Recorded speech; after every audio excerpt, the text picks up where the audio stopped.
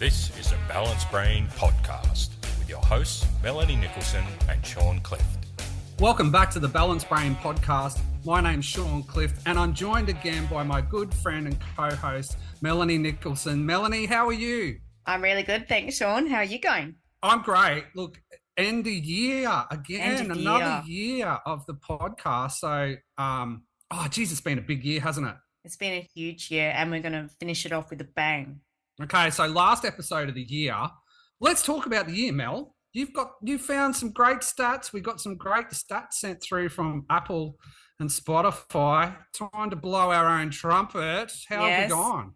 Oh, we've just done amazingly. So we are listened all over the world, but Spotify's given us our top 5 countries that we're listened to. Australia obviously being number 1, but number 2 was the US, which is that's unbelievable. It's unbelievable. It's really hard to crack the US listener market. 3 was Argentina.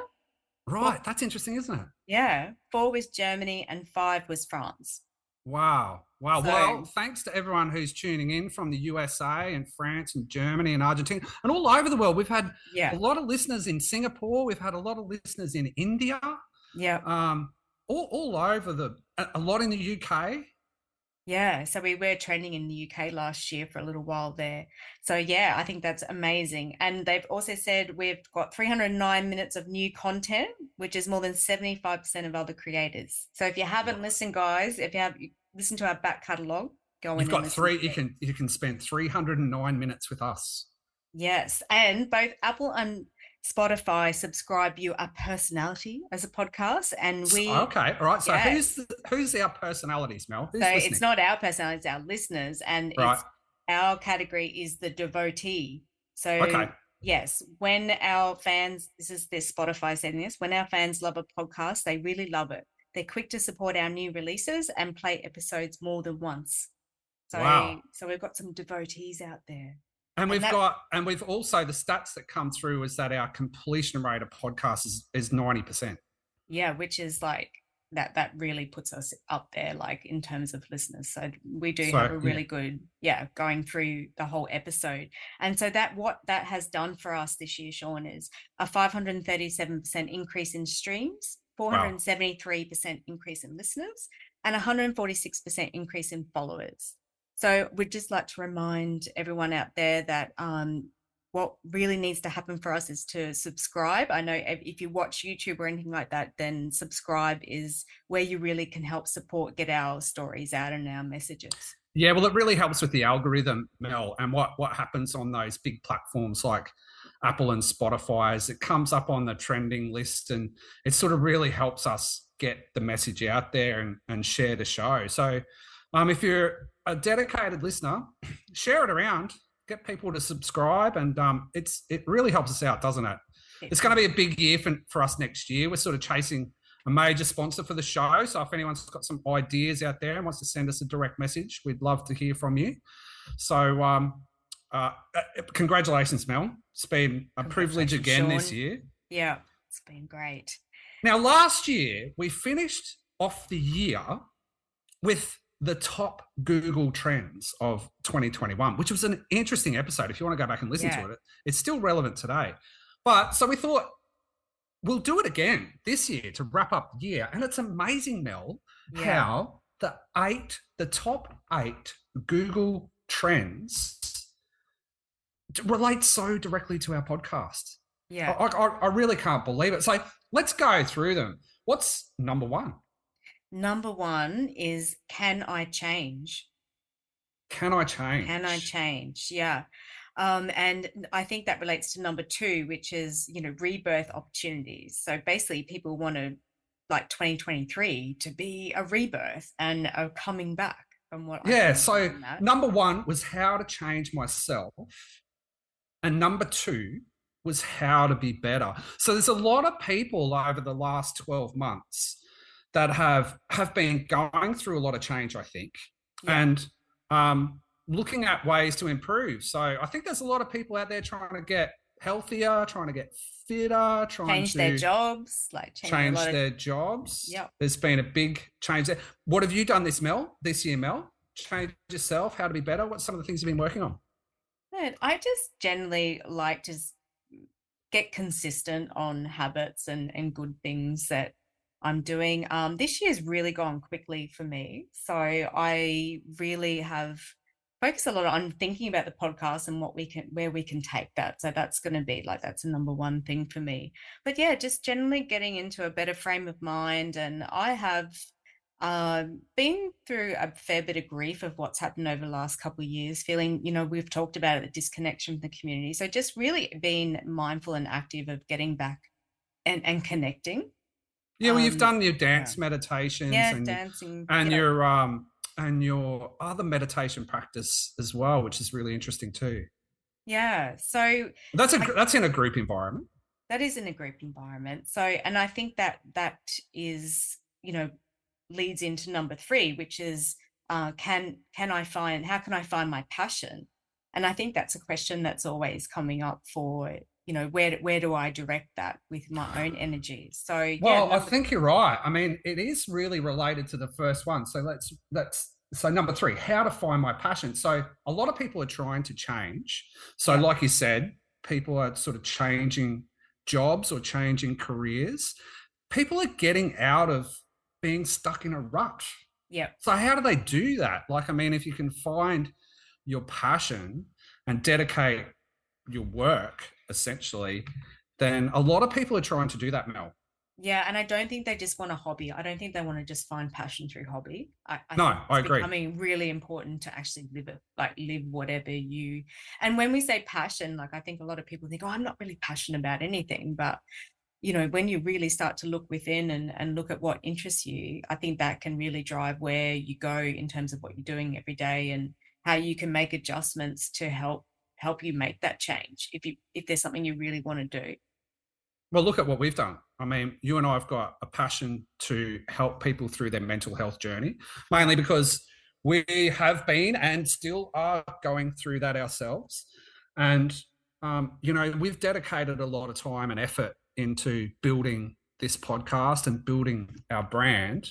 And it's our passion. And, hopefully, this is what we can do, So a lot of people are doing similar things. Yeah.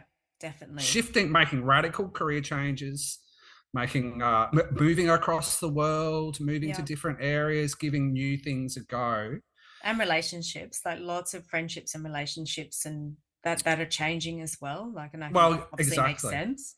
As you know, Mel, like it's been a big year for me. It's been quite a challenging year for me again.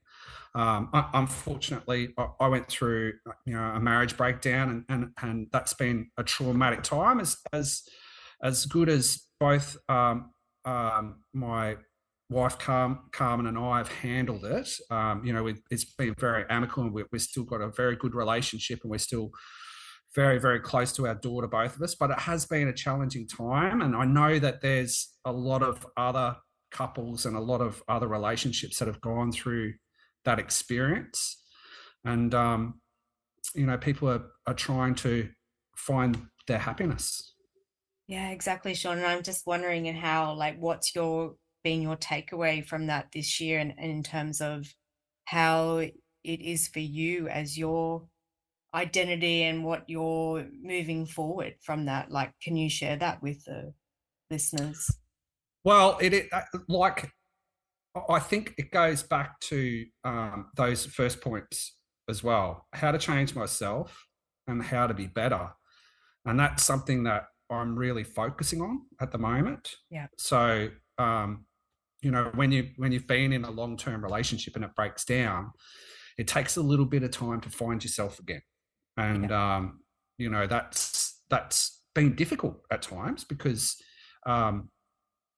you've been part of a partnership, and then now you're kind of on your own. It hasn't been easy. It hasn't been easy. And it's all those practices that we've talked about on this podcast over the years, when things have been tough and when I haven't been coping as well as I would like to, it's generally because I haven't been doing those things. Yeah.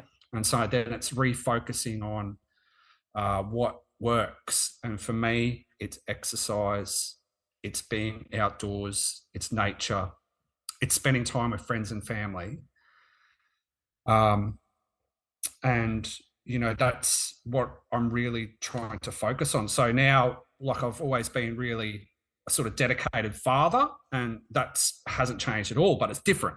It's different, and so there's been a process there on myself trying to work out, how to do that. And I have a lot more alone time. So how are you finding that? Because I know that can be a big challenge for people when they come out of a long-term relationship or marriage, and they've not had long periods of being alone before in their possibly their whole life, adult life. So how's that been for you in terms of getting through that loneliness or feeling? Because there's a difference between feeling alone and being lonely, right? I think that's really important. But just how's that been? I think that I've always been pretty comfortable with my own company. Yeah. So a lot of people say, oh, Sean's very extroverted, but I tend to disagree. I think most people who know me pretty well know that I'm actually fairly introverted a lot of the time as well. So I kind of do, even when I'm around a lot of people, I do kind of just sort of crave a little bit of time on my own, quite often. So, but it has been a lot more time on my own. So it's been difficult, but I think over the last sort of month or two, I've become quite comfortable with it. Yeah. And just starting to having my own routines and being able to, make decisions just by myself on those days where I'm on my own, where I can kind of really do what I want and not be rushing to be anywhere or have anywhere particular to go. Or so it has been hard, but I think over time it's something that I'm starting to be quite comfortable with. Yeah.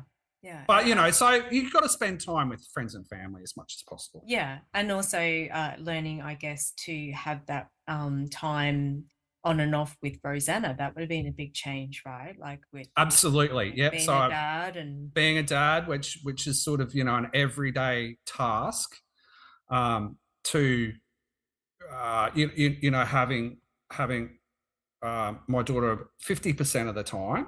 But at the same time, I'm kind of always being a dad, like, I'll always ring and check in. I'll always make a phone call every day. I'll, attend anything that I can, whether it's a party or whether it's, my little girl just got graded for her jiu-jitsu class and she got a yellow belt. So, I really like to go to those things and the school concerts. And even though it might not be my day, Rosanna's mum and I have a very good relationship, and we sort of make sure that we do have those special family moments still together. Yeah, great. Well, Sean, I think also that what's been critical for you, and it comes down to number 4 on the list, is how to be a better friend. And I know friendships have been really important for you, and I'm interested on how people, that's number 4. It's not how to be a better partner or how to be a better employee. That's in the top A's, how to be a better friend. Well, I found this fascinating, and we had a really good episode on friendship where both of you and I sort of shared our thoughts on that, and it's definitely worth a listen if you haven't heard that episode. But I think that people have been sort of shut away from their friends for so long. And people are sort of rekindling those relationships. And I think people are getting more self-aware, Mel. Yeah, definitely. Like just, looking within and, maybe looking at some of the things that they've always done without really thinking about why they do them and, where they're at. And I definitely think that self-reflection is becoming something is becoming critical to people. I agree. And I think that's a really good thing.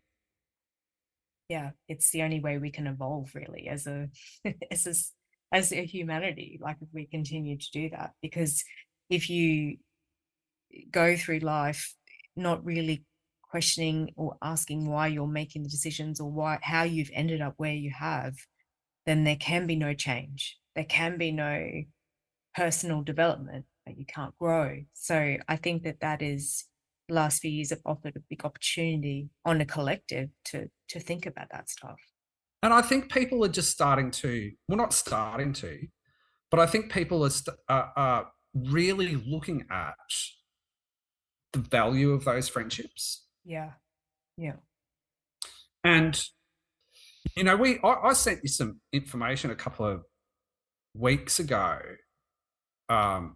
which we may do an episode on down the track, but there was some research that came out of the USA about, you know, how much time people spent in certain periods of their life, whether it was with their family, whether it was with their work colleagues, when it was with their friends. Oh, yeah. Yeah.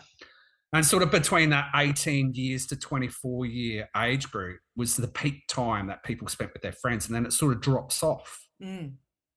And, you know, the statistics show that the older people get, the less their friendship group is. They might have more colleagues, they might have more associates, but their circle of friends grows smaller.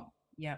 And I think when that happens, and so we know that our demographic that listens to this show is pretty much Gen Xers. Yeah. We have a range of people, but the statistics that we're getting through from Spotify is that, you know, most people that are listening to our show are sort of in their late 30s to late 40s. Yeah. And I think that when your circle of friends narrows, then those relationships become much more important. And so I think it's a great thing that people are starting to look into, well, how can I be a better friend? What can I do to sort of develop those relationships, make those relationships closer, make those relationships better? I think it's a fascinating that it's in the top 8. And I do think that as you get older, you do realize, and particularly if you've got kids and you've got other commitments, that you really get down to, you know, maybe 2 or 3, maybe 4 close friends, but you don't really have the capacity for more than that. Like certainly acquaintances, but, you know, I think it becomes small as you get older, like friends that you really would have those really deep and meaningfuls with. Yeah. And look, and like we said on the episode, our friendship episode, you know, a lot of guys in their 40s and 50s, you know, that a lot of them don't have a lot of friends. Yeah.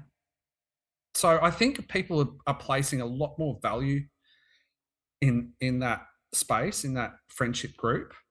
And, you know, I think it's just all related. You know, people are looking to change. They're saying, well, look, I don't want to be stuck at work all the time. I don't want to be stuck in this rat race or this treadmill of KPIs and budget reports and, you know, just you saying those words, like, I know, you know, that's performance reviews and all that sort of stuff. I mean, it becomes so overwhelming that people are looking to find their passion.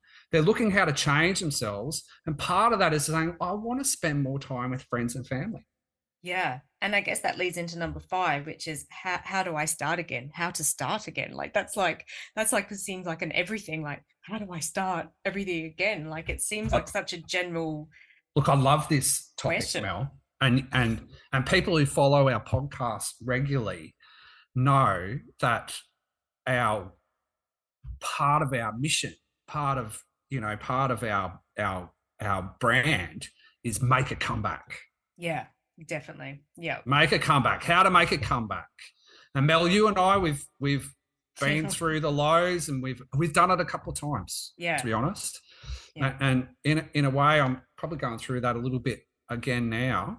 But, you know, like I think people have taken some hits over the last couple of years. Yeah. Redundancies, the economy is getting tough.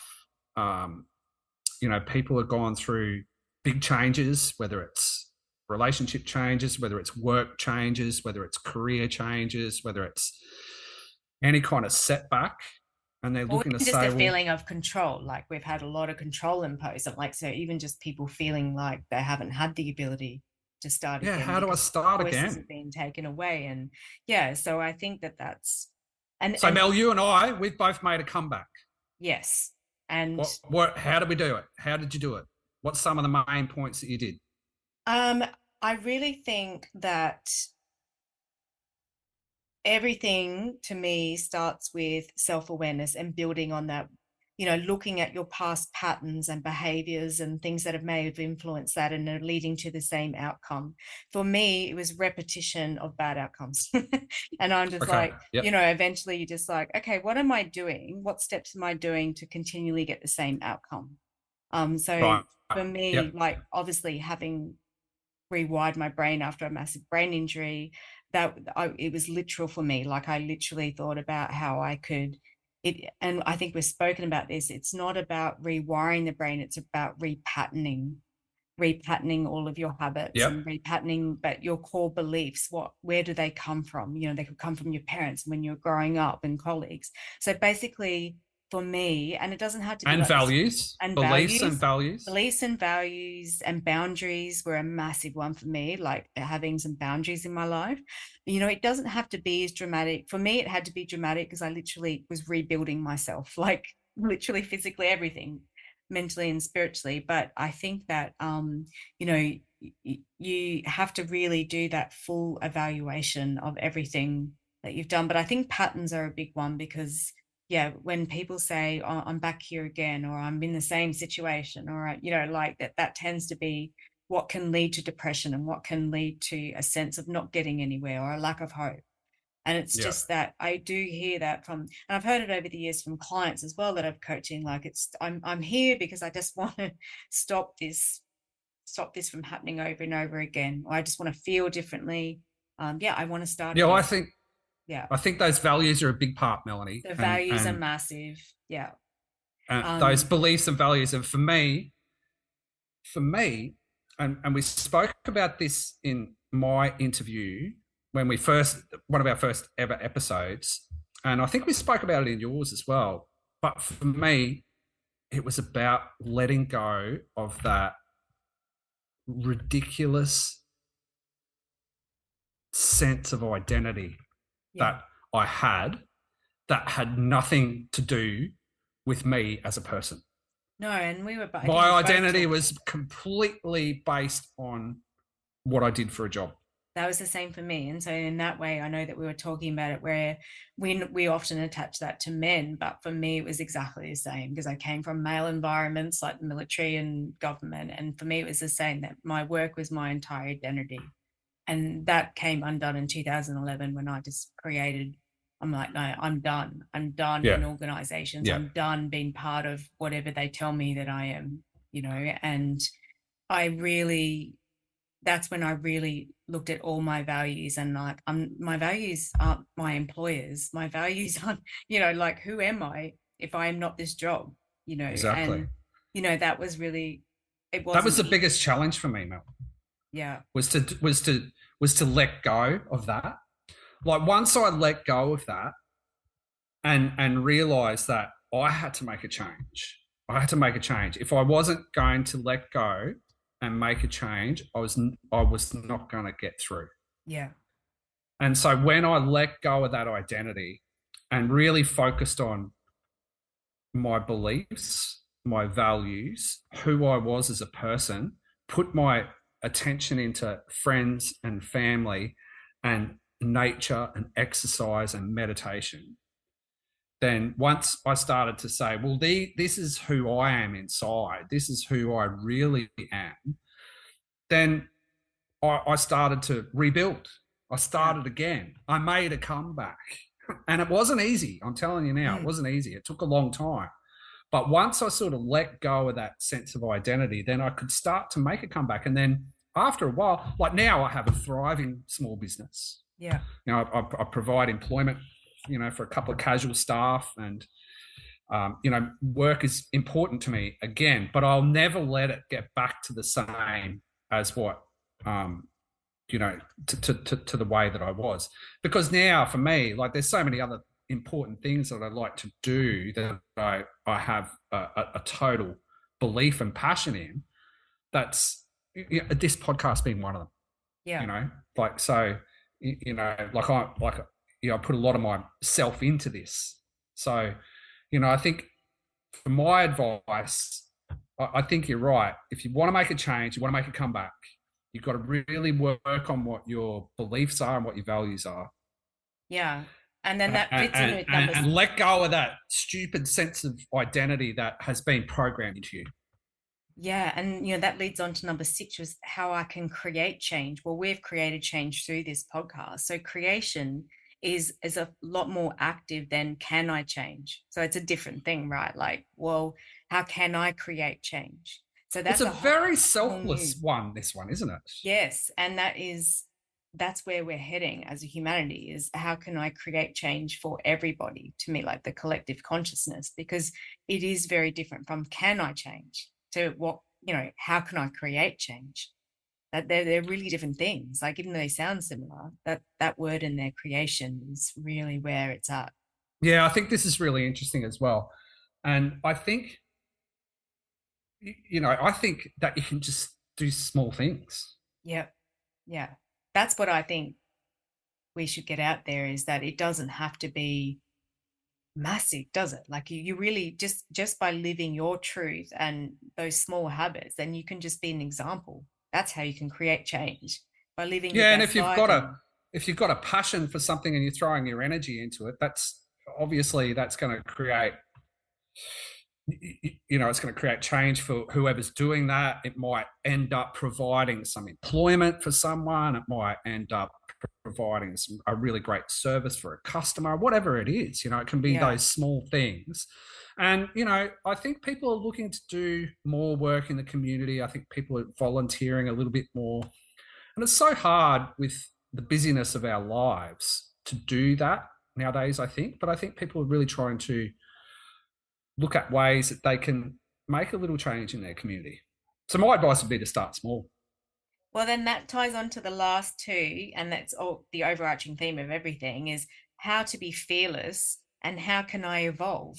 So that kind of wraps up everything, like what we've already been talking about, like that big one, how to be fearless. Well, that is really tied in with living your truth and, making big scary changes in your life when they just might be so frightening, but that is really the way.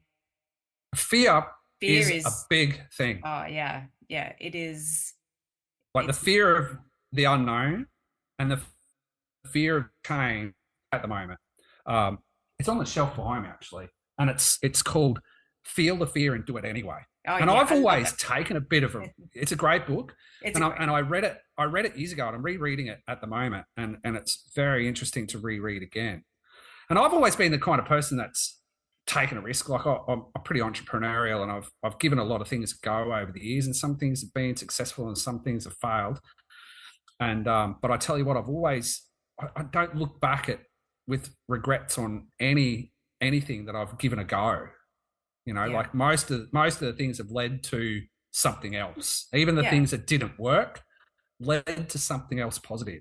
Yeah. Whether it was a new circle of friends or a different sort of opportunity business wise, or that you just learnt, a whole lot of new skills, or a whole different skill set. By giving something a go, I don't really think you can fail.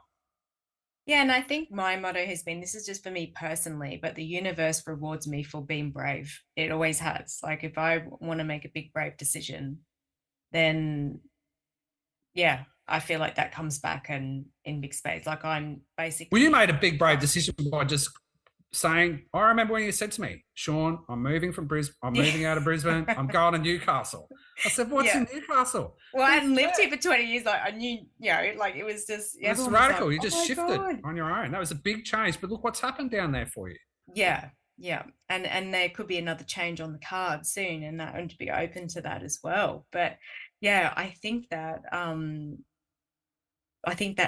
that would be helpful for people going into the next year, to remove fear, is to really start getting clear in what it is you really want to do and be, and what you want to change, and what habits you want to evolve, and what values you really want to live by. Like, defining your top 3 values, and they are your life philosophy. Like, like they can change, but even for people just to list their top values. Not many people can do that. So even just over Christmas, just thinking about what that means, that can just be an act of. Well, Mel, I remember you gave me some advice years ago, just before we started the podcast, and you said to me, what you got to do is you just got to think, well, what's the worst that can happen? Yeah. Yeah. What's the worst case scenario if I give this a go? And sure, you might think to yourself, okay, well, it is just too much of a risk. I need to build up my skills, or I need to get some money behind me, or I need to do some training before you take the leap. But once you've sort of done that risk assessment, then you can work it out. Well, okay, what's the worst that can happen? Yeah. You know, that once you kind of feel comfortable with what that worst case scenario is, then you can give it a go. But it doesn't mean to say that you can't start to get things in place beforehand. Start planning things out. Start getting things organized. Well, where am I short? What do I need to do to not have the fear? You know, and that might mean doing some training, doing some personal development, learning some new skills, talking to your bank manager, whatever it is, if you want to sort of try a different project. Well, I think the big thing, if I think about what holds particularly a lot of Australians back, is having big mortgages and feeling like there is no room to do anything different but other than to service a mortgage. And that is becoming obviously a big concern. And I think that is, like, a lot of people listen to the types of things that we're just talking about for the last 40 minutes, and they're like, yeah, I'd love to do that, but I've got to pay that mortgage. And I think that is a big thing, right? And then I think then you would have to make some really radical change, you know, like downsizing, or like getting rid of a mortgage, you know, like I think that is something that we should put out there, because I know that is something that people feel really constricted by, like. And it's getting harder. Everything's expensive. Interest rates are going up, so the mortgages are getting tighter. So it is harder. And that's why people are starting to look at, well, how do I become fearless? Because it's the fear is there for a reason. Yeah. But like in this book that I'm reading, the fear is there for a reason. It stops you doing stupid things. Yeah. That's what it should do, but it's just been, I guess, kind of hijacked by the modern world into fearing absolutely everything, right? Like. So Mel, you and I, we were very nervous about putting out our first couple of episodes on the podcast. We thought, what's going to happen? You know, I thought if we had 50 listeners, that'd be incredible. Yeah. And, you know, God, I mean, that surpassed everything. And there's still a little bit of anticipation and nervousness each time we put out an episode. But, you know, we had to be brave to put this out. Yeah. And that is how we have evolved in that last one, you know. So. Now, when we read this before, and you said to me, oh, yeah, the last point, how can I evolve? So is that Neuralink? We're going to get implants. We're going to get a chip. We're going to get microchips. But just download Spanish. Yeah. That is, Neuralink sounds like it's an amazing new thing. But if you go onto the Neuralink website, listeners, and it's like, oh, that doesn't sound really like how. Anyway, I'm just joking. So, so how can we evolve, Mel? What's your thoughts on that last point? It's interesting, isn't it? Top 8. How can I evolve? Yeah, I think that really everything begins with the self. Like, so it's not a matter of when I meet this person or when I get this job. Absolutely everything. If we want to make any evolve as humanity, then everything has to begin with the self. And that's what it's all about. Like, it's not about waiting for something external to happen. It's all driven from within.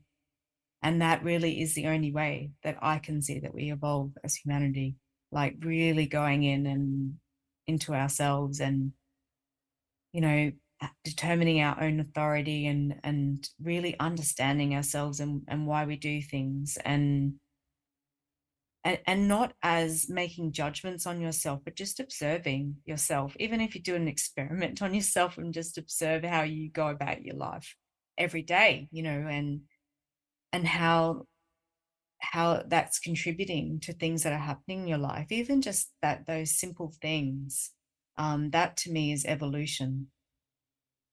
Yeah, I tend to agree. And I think as well is that I think now to evolve as a society or as a community is that we actually have to go back a little bit.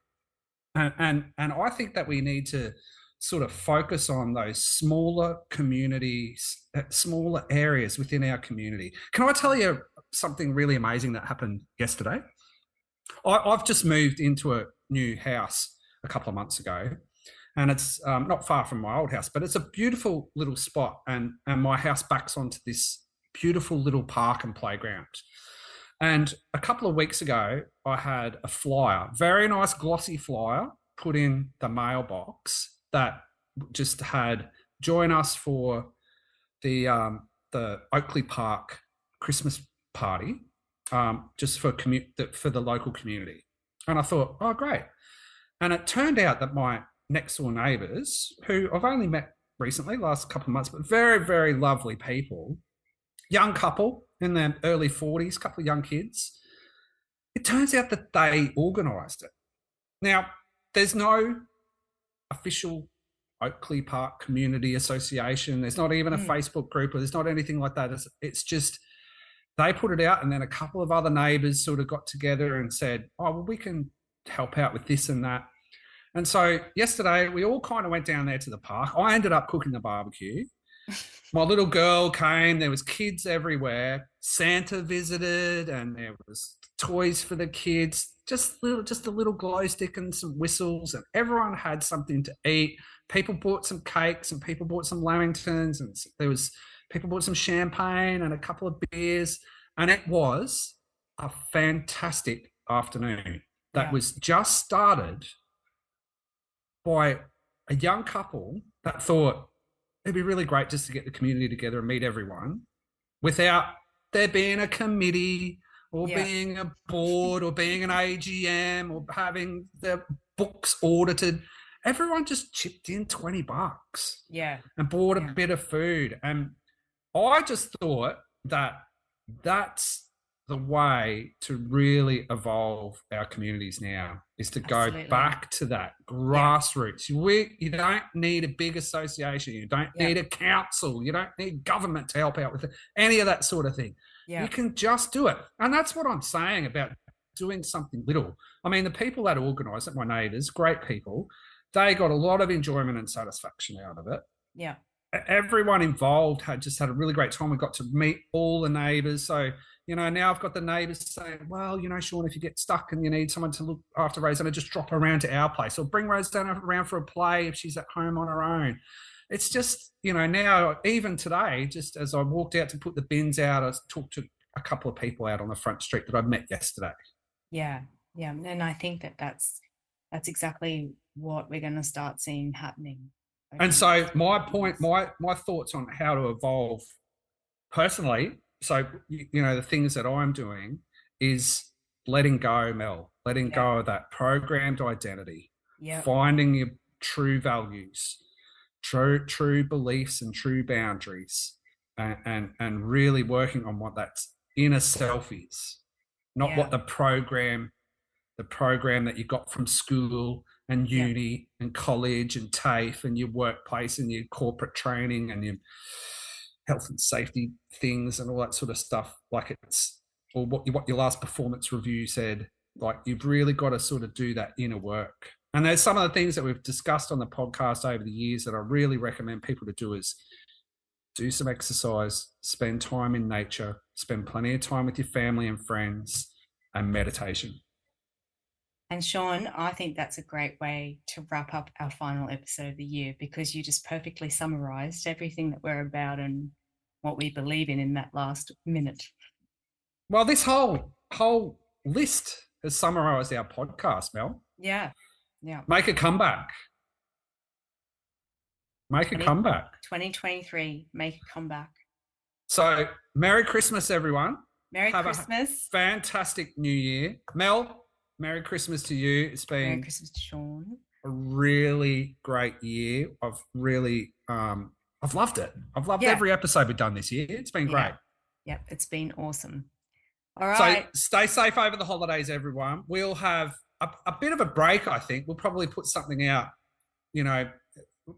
after the New Year period. So go back and listen to some of our old episodes. Make sure you subscribe. Over the holidays. Good time to spend some time with the Balanced Brain crew.